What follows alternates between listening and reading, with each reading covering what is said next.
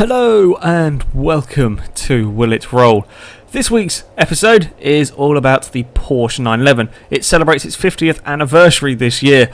That's a long time. I can't think of a particular manufacturer's model that's lasted longer than the 911. I'm sure there is, but I can't think of it right now. Maybe the Mustangs have survived about the same amount of time? I don't know.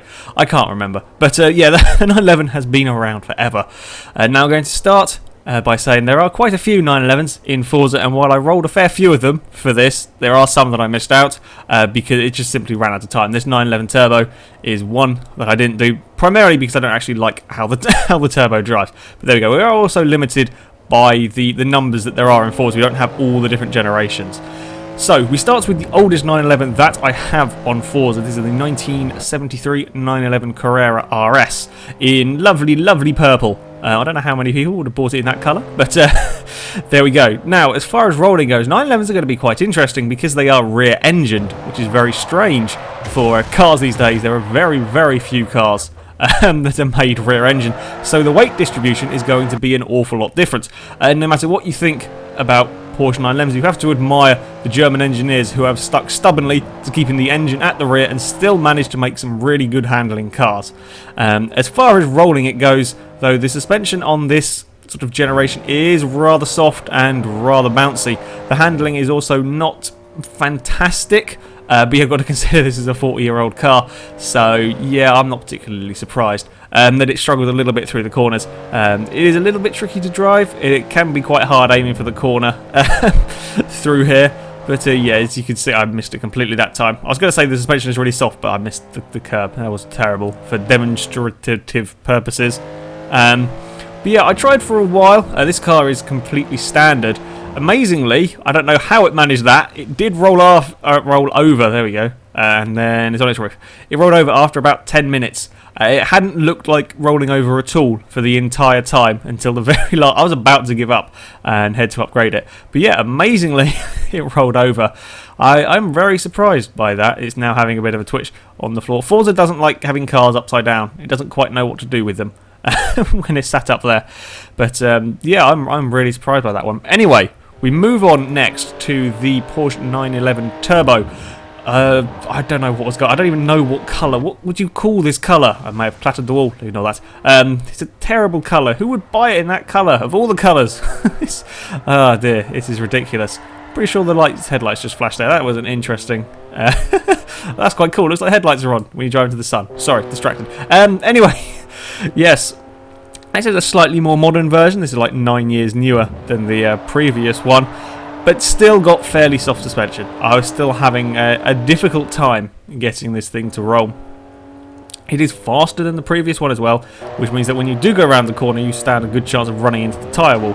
My best efforts are actually coming off the second curb, as you can see there. Oh, we're not going to stop. We're not going to stop. You didn't see that. You genuinely didn't see that because I hit it behind a tyre wall. Yep, that was planned. See, car's absolutely fine. Yeah, the second curb was actually proving a little bit more effective to roll this car off. I don't really know why. I guess I was just hitting it better. But yeah, I try it again. I tried for a while with the standard car and it wasn't working. I can't decide why. I think it's just soft suspension and my terrible driving. I love the wing on this car. It's just ridiculous. It's very hard to find a place to put a wing on a 911 because of the body shape. The wings are never conventional. I think that was my best attempt of the entire, I don't know, 10-ish minutes I tried with this car standard. I don't think you're going to roll it standard particularly. I don't think you haven't got enough speed for such soft suspension. So it was to the upgrade shop, and this car was a little bit awkward. So it has race suspension on it now. It has a raised ride height and stiffened springs, and it still wasn't going over straight away. Yeah, this is a strange. Well, I say a strange car. It's a tricky car to roll. I'm sure these are sports cars, so it shouldn't be surprising that they put up a little bit of fight. Anyway, after a few minutes, eventually the turbo did go for a roll, and then it does an interesting sort of dance along the floor and comes to rest. So yeah, I did try this car with just the race suspension, but that didn't do anything really spectacular, so I had to stiffen the suspension as well. So yes, there we go. That is two 911s down. Now, since people seem to enjoy the cockpit, or people wanted to see more of the cockpit view, that we did last week, I shall show you this crash from the inside. I'll probably pick the most spectacular ones to show from the cockpit view. So as you go over the curb, yeah, we've rolled, and then there's a very weird sort of sky floor, and some more sky, and some more floor, and there we go. Now we're upside down. Yeah, that's a pretty spectacular crash. I mean, it didn't sort of roll multiple times, but I don't know what on earth was going on when it's on the floor. But there we go. So the 911 Turbo has been rolled. We move on next to the 95 911 GT2. Of all the 911s, this is my favourite of the lot. I can't really tell you why. It does handle very, very well. It's incredibly expensive, like 340,000 credits. First attempt, I sort of ended up going on two wheels on the wrong curb and then couldn't quite get it in line, so sort of aborted it. Yeah, this is a really nice handling car. Great fun to drive. I think it looks fantastic, even if the wing is a little bit odd. Again, as I said, 911s always tend to have strange wings because of the way the body shapes are. Anyway, I'm going to spin around and have another go. Yeah, this car, I think it's 340,000 credits for an A-class car, fairly high A-class car. It's a lot of money, however, it is a very, very good car. And on the second attempt, that it fell over fairly straightforwardly. Yeah, that was very, very easy for a sports car. Not quite sure why that rolls over quite so easily. Maybe it's that huge wing. It has a higher centre of mass because of the wing. That's what it is. I'm going to say that. Yeah, I mean, okay, it's not quite the lowest car in the world, but yeah, it was it was very straightforward to roll. So we move on next to a slightly newer 911. We're up to 2007 now with the 911 GT3 RS, and Porsche have it in the right colours, so thank you very much. First attempt, and that was looking pretty promising. Again, it was fairly straightforward to get it on two. I was getting it a long way on two wheels as well, so I was thinking, oh, this is going to be easy. We're going to have an easy episode of Will It Roll. How wrong was I? We try again, and it just doesn't go over. This goes back to the problem I've been having much more of late, as I use sort of more sports cars, is that some sort of bodywork is catching kind of on the ground as it goes over. Yeah, it's something catches on the floor and you cannot get it to roll because it sort of scrapes along the floor and then falls back onto its wheels.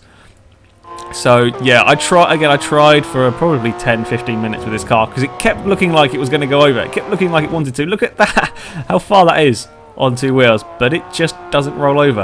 I think I'm kind of coming to conclusions here that it's something to do with sort of low sports cars, low supercars.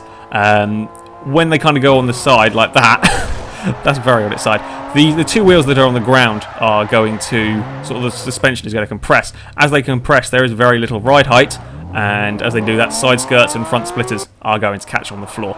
Anyway, to the upgrade shop, racing suspension was put on and just raised the ride height. That's really all you need. Oh, that's really all I thought I would need to achieve this, as it was getting very, very close to rolling before. First attempt, I completely missed the curb, which was useless of me. I wasn't having the best of luck with these Porsches. I don't know why. I wasn't driving very well. But yeah, I was thinking it was going to be fairly straightforward. You know, just raise up the ride height since it had been almost falling over most of the time. So I was fairly confident I could get it on the second attempt, and as we come back, no, we're still going to be a pain. It was still catching on the floor, even with the raised ride height, which is always fun. However, I did carry on, and this was a sort of 5-6 minutes later, and eventually it gave up and rolled over, and there we go. That car was a bit of a pain to get rolled. Yeah, it's the body work catching on the floor that that stops this one from rolling. Again, rolling it standard, I just don't think you'll do. Not on any curb. I mean, sure, if you throw it on the grass, it probably will, but off any curb, I don't think it will, because it's just going to get caught. Up next, we have the newest and fastest of the 911s. Well, if you exclude the GT1, because that was a bit of a cheaty one. We have the 2012 911 GT2 RS. This is a very, very, very quick car. I actually hadn't driven this until I went to do Will It Roll. It also gets very close to rolling again. Yeah, I hadn't driven this car before I did Will It Roll, and it's incredibly fast, and I like it. I'm just going to show you this again from the onboard, because that was ridiculously far on its side, and nope, it still doesn't roll. You can see actually from that camera angle, you can see what I mean about it getting caught, because the car looks like it's going to roll over, and then something happens, and you can kind of see the car change its mind all of a sudden to stop from rolling. So I carried on and tried for a little bit longer, but no, it was catching on the floor again, so I gave up fairly quickly. may have broken it a little bit. So, after the upgrade shop yet again for some more race suspension. Again, for this car, I have just raised the ride height. That's all I did. First attempt, I missed the curb. Second attempt, very straightforward, and it's fallen over and skidded along on its roof. I've only just realised what a strange wing this car has. It's not got the sort of the normal 911 weirdness. It's a completely different, strange wing on it. Never mind.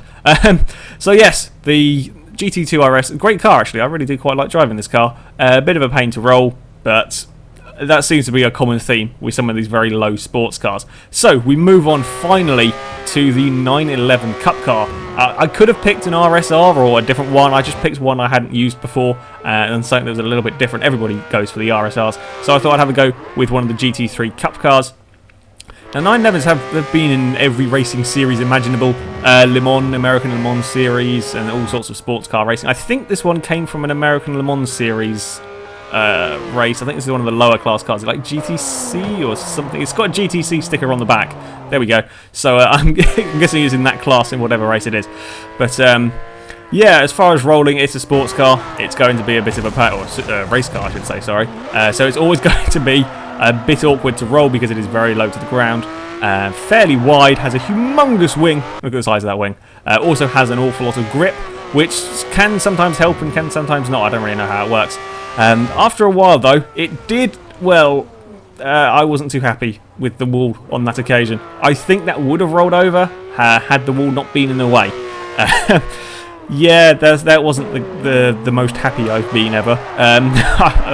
This car, out of all of the cars here, I think this one took the longest because I was determined to get it to roll standard. It lost the wing at some point, don't know what point that was, and I just could not get it to roll. I couldn't get it to go any further than it had before.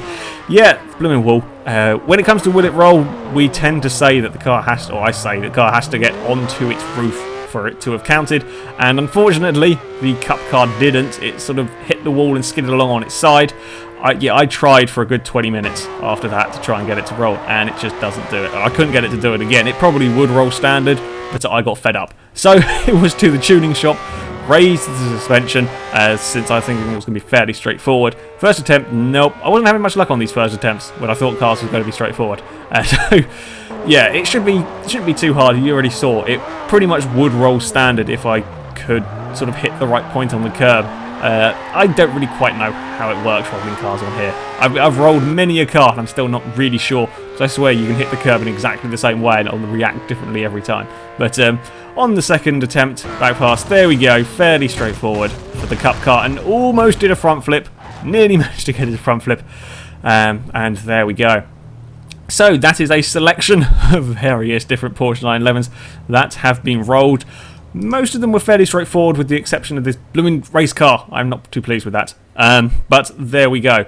That is it for this episode, guys. So thank you very much for watching. Next week, I'm hoping we'll be doing drift cars. I'm hoping to get some drift cars sent over to me so that I can have a go with some proper... If I built a drift car, it'd just be a 900 horsepower muscle car of some description. So I'm hopefully getting some proper tuned drift cars sent over to me, and I will be using them. If I do not get them in time, then I don't know what I'll be doing. So please leave your suggestions in the comment section, and I'll have a look through, and I will pick my favourites. However, until next time, goodbye.